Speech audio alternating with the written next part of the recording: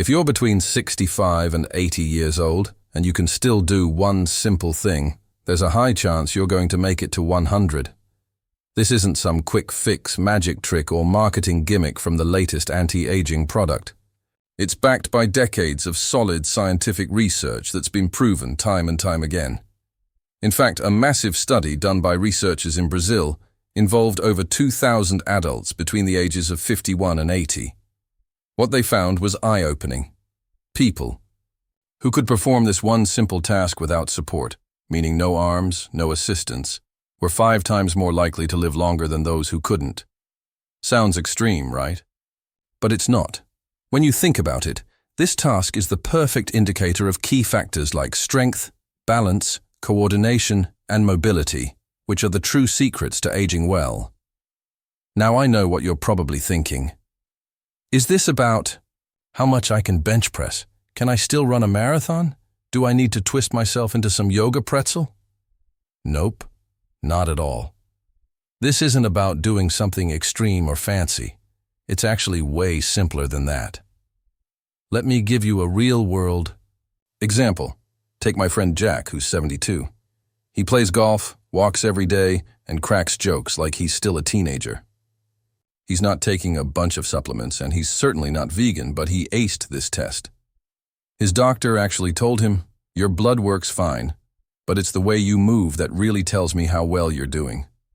Now, compare that to my uncle, who's 68. He used to be in better shape than all of us, but after years of sitting around, not strength training, and ignoring injuries, he struggled with this same test. It was a wake-up call for him, and it should be for you. 2. What you need to understand is that this test isn't just about how you move right now.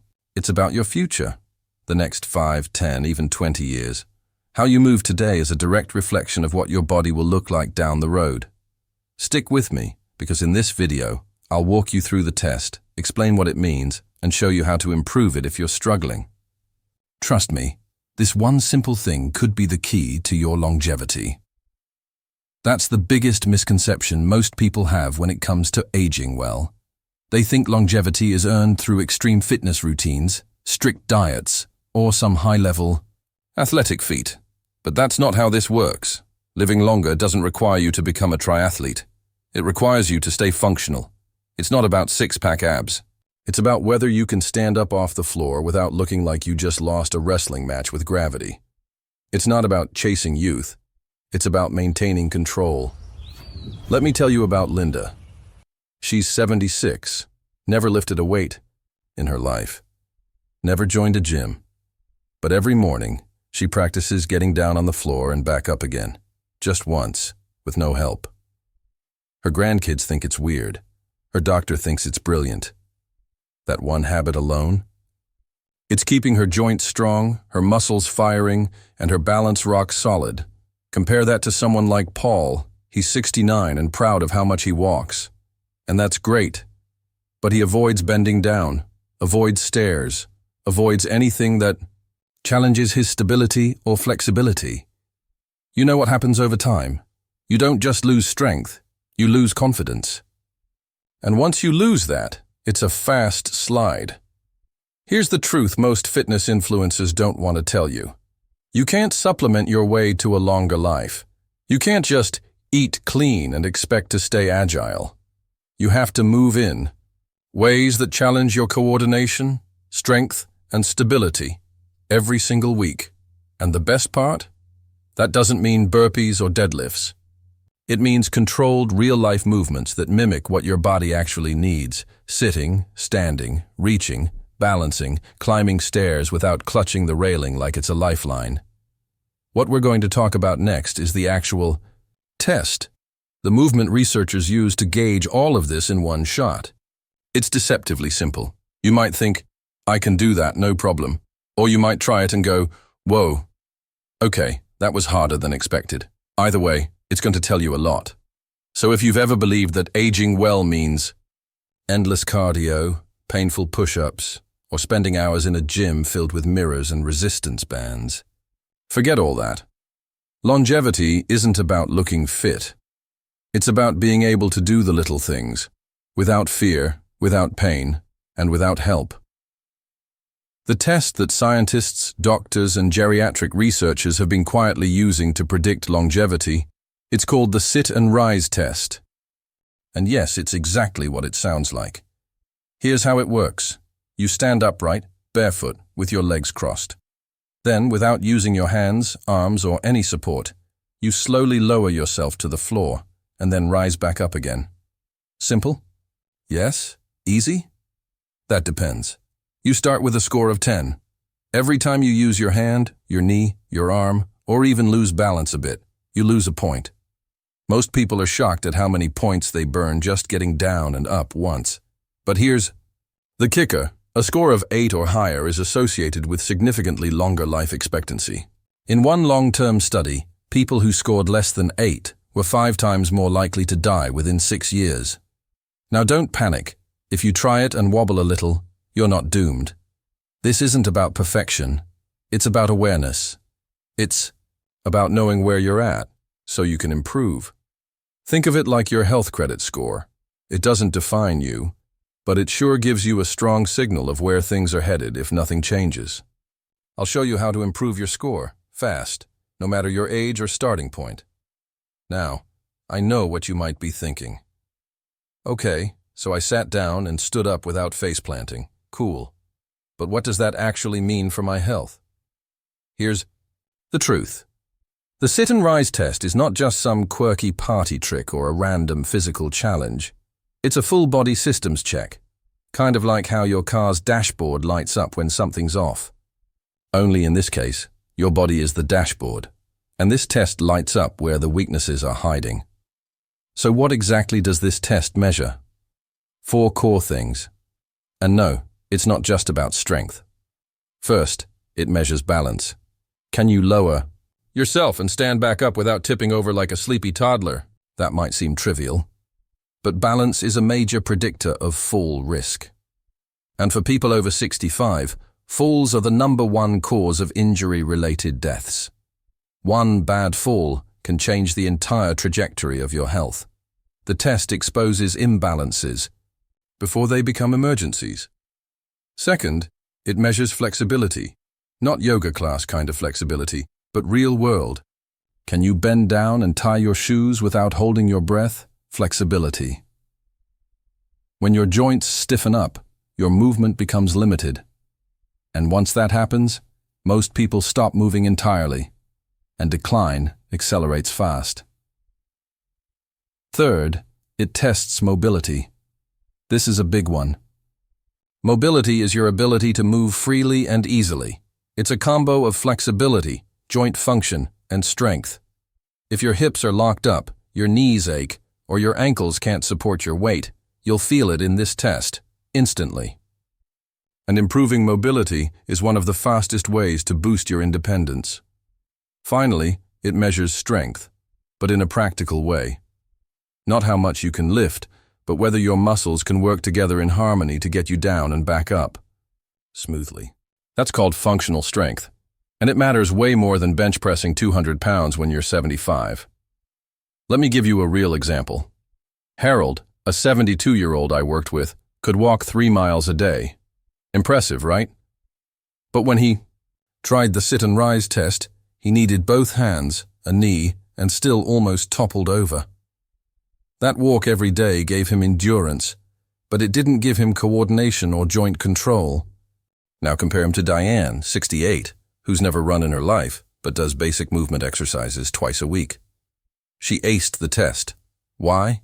Because her body knows how to work as a team. That's the magic of this test. It's not about one muscle, one joint, or one workout. It's about how well your entire body plays together. And here's the good news. Every single one of these areas, balance, flexibility, mobility, and functional strength, can be improved, no matter your age. And in the next part of this video, I'll show you exactly how to do that. With simple, doable movements you can start today. Here's the good news. Improving your sit and rise test score, and by extension, your functional longevity, doesn't require a gym membership, a 12-week boot camp, or turning into a yoga pretzel. In fact, you can start improving your score this week with just a few targeted moves. The key is consistency and intentional movement, not intensity. Let's start with ankle mobility. Most people overlook it, but tight ankles throw off your balance and force your knees to compensate. A simple exercise? Toe raises and heel drops on a step, 10 reps twice a day. It's like WD-40 for your lower joints. Next, hip flexibility. Think of your hips as the engine room of your movement. Try this. Sit cross-legged on the floor for 1 minute a day. That's it. Your hips will complain at first, but over time, they'll start loosening up like old hinges. Then, there's core and glute strength. These are your power centers for standing up and staying upright. You don't need crunches.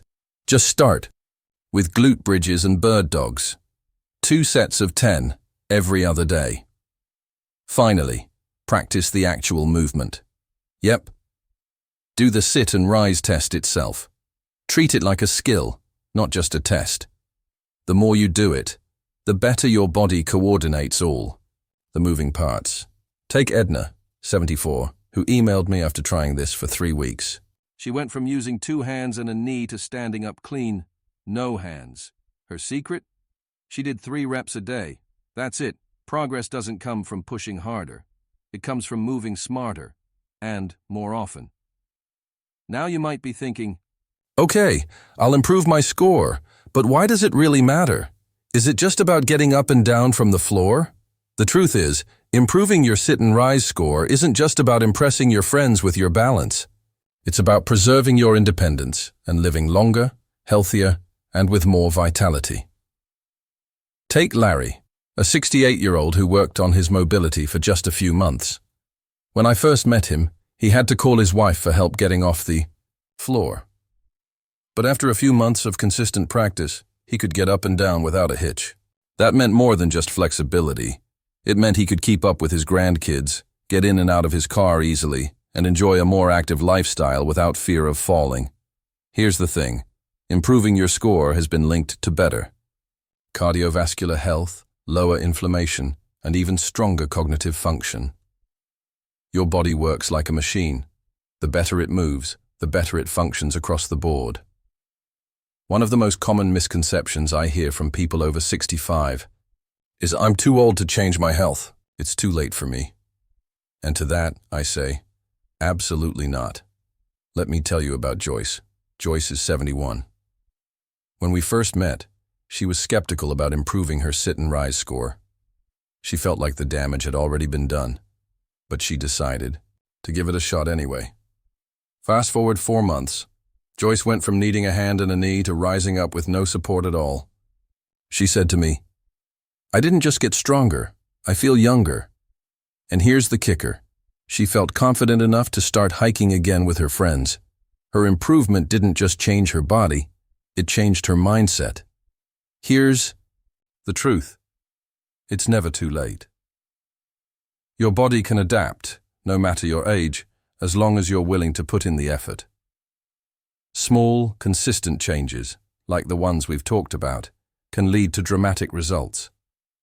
It doesn't take a drastic overhaul, just a mindset shift and a commitment to moving better every day.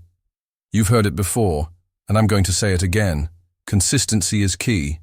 No matter how motivated you are today, the results come from the daily small actions you take over time. Take Bob, for example. Bob is 78 and always thought of himself as someone who wasn't athletic. But every morning, Bob committed to just a few minutes of stretching, ankle raises, and sitting down, standing up exercises. At first, he could barely do 5 reps. But after 2 months, he was hitting 15 reps without breaking a sweat. What's the lesson here? Small daily wins add up to big results.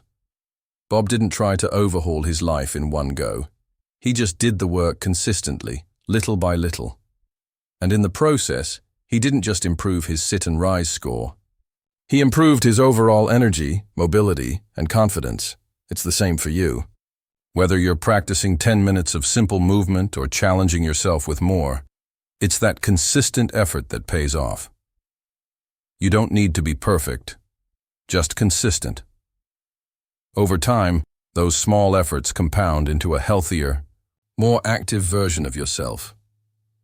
Let's wrap this up with one final truth. The quality of your future starts with the actions you take today.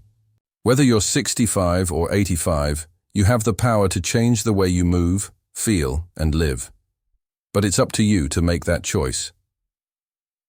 Look at Doris, 82. When we first met, she struggled with mobility and balance. She couldn't walk more than a few blocks without feeling winded. But Doris made a commitment to practice the simple movements we've talked about today, just a little each day. 6 months later, she was walking 2 miles a day with her friends, without missing a beat. Doris didn't just add years to her life, she added life to her years. And you can do the same. So here's my challenge to you. Start today. Take that first step, whether it's a few minutes of stretching, a simple sit and rise test, or just standing up without support. The key is starting. And from there, the results will follow. Your best years aren't behind you, they're ahead of you, but only if you take action today.